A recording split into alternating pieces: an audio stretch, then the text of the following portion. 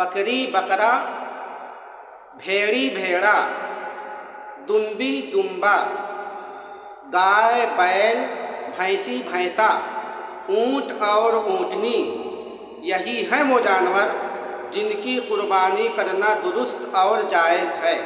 अगर कोई शख्स इन जानवरों के अलावा किसी और जानवर की कुर्बानी करता है कबूल नहीं होगी, दुरुस्त नहीं होगी।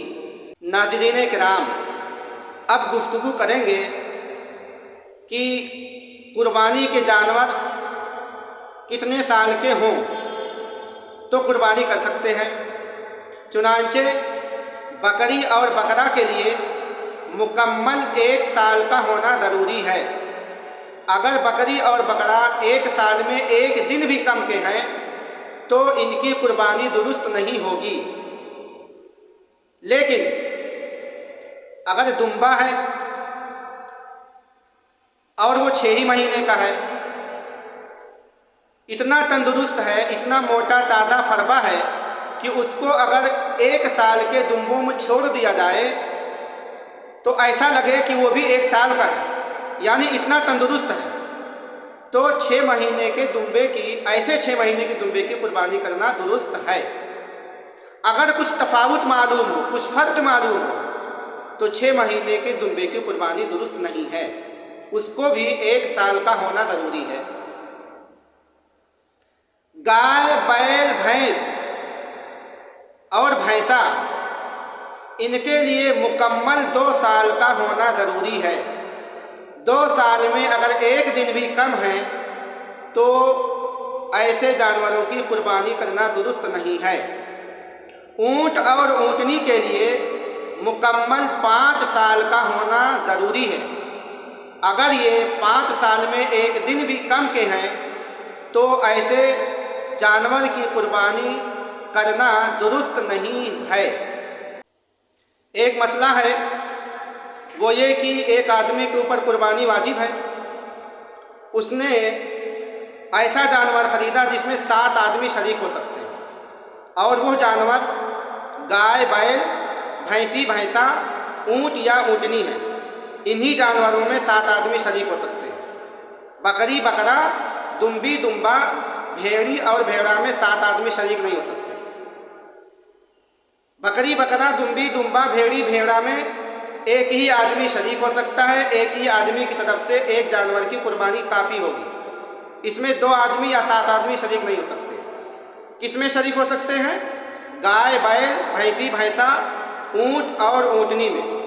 यही है वो जानवर जिसमें 7 आदमी शरीक हो सकते हैं। चुनांचे एक आदमी है, उसने एक भैंसा ख़रीदा और ख़रीदते वक्त ये नीयत की कि इस जानवर में किसी दूसरे आदमी को शरीक नहीं करूँगा और पूरा जानवर अपनी तरफ से कुर्बानी करूँगा। वो जानवर ख़रीद के घर पे ले आया, कुर्बानी का दिन आया, लेकिन अब उसने उस जानवर में दूसरे आदमियों को भी शरीक कर लिया। तो कहा कि शरीक करना जायज़ है। क्यों? क्योंकि उसके ऊपर कुर्बानी वाजिब है, 1 ही कुर्बानी वाजिब है और हिस्से कितने होते हैं?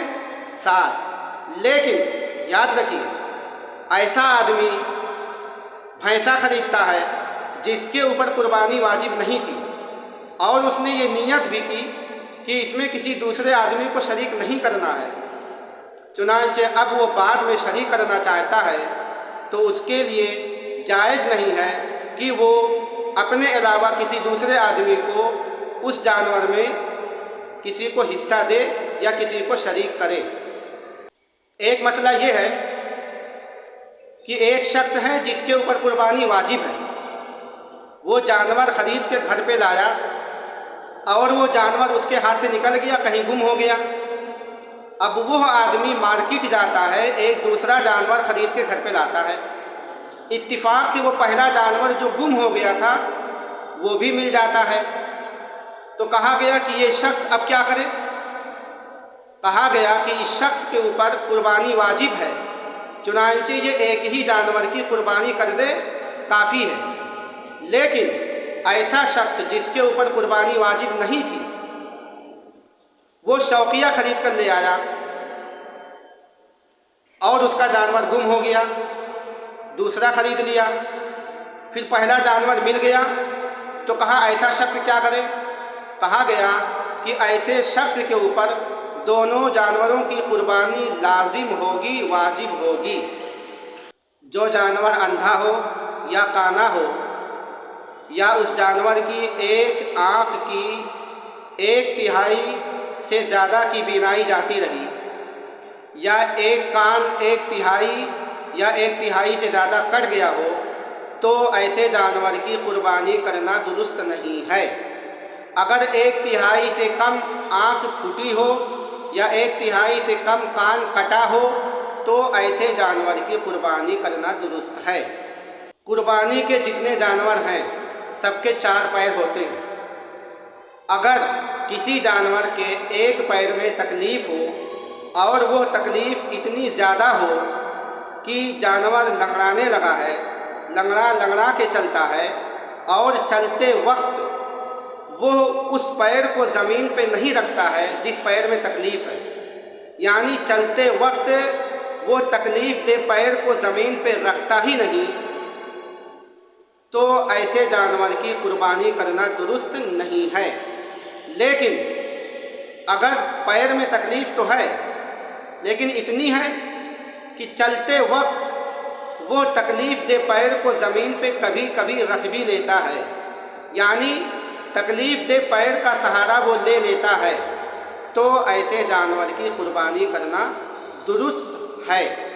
और एक जानवर ऐसा है कि बहुत ज़्यादा दुबला है, पतला है, लागर है, कमज़ोर है, इतना ज़्यादा लागर और कमज़ोर है कि देखने में भद्दा लगता है, बदसूरत लगता है, तो कहा गया इतने दुबले पतले जानवर की कुर्बानी दुरुस्त नहीं है।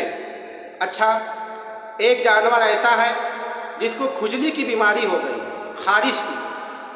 अब ये देखा जाएगा कि वो खारिश और खुजली अगर उसकी चमड़ी और खाल से उतरकर उसके गोश्त तक पहुंच गई है, तो ऐसे जानवर की कुर्बानी दुरुस्त नहीं है।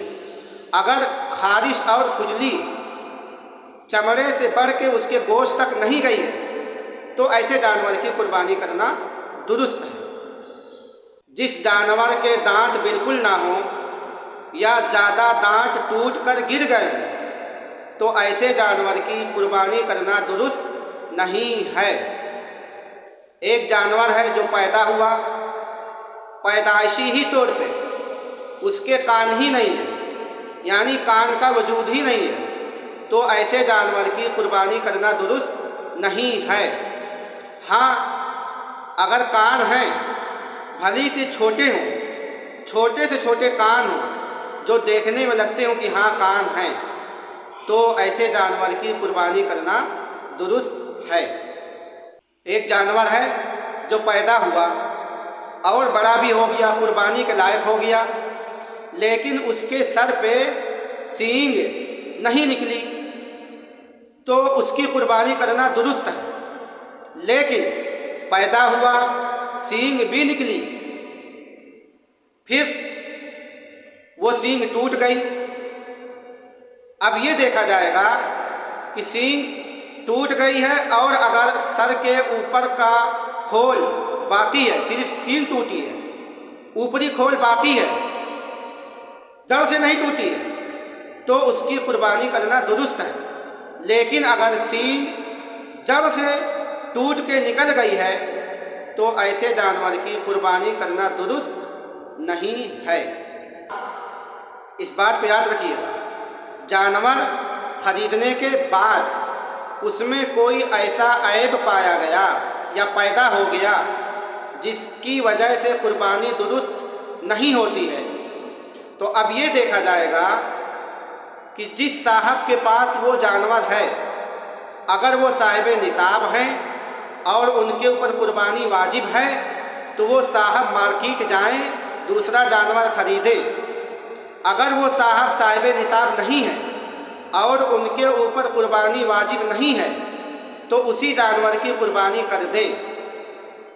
कभी ऐसा भी होता है कि जानवर तो सही सालिम था, उसमें कोई ऐब नहीं था, बस कुर्बानी करने की तैयारी थी, قربانی کرتے وقت قصائی کی طرف سے یا گھر والوں کی طرف سے چھری لگ گئی یا اس کو لٹاتے وقت اس کا پیر ٹوٹ گیا یا آنکھ ٹوٹ گئی یا سینگ ٹوٹ گئی، کوئی بھی عیب پایا گیا، ایسا عیب جس کی وجہ سے قربانی درست نہیں ہوتی ہے، تو کہا جا رہا ہے کہ آپ اسی جانور کی آپ قربانی کر دیجئے، انشاءاللہ اللہ کی طرف سے وہ قربانی مقبول ہوگی، درست ہوگی اور جائز ہوگی۔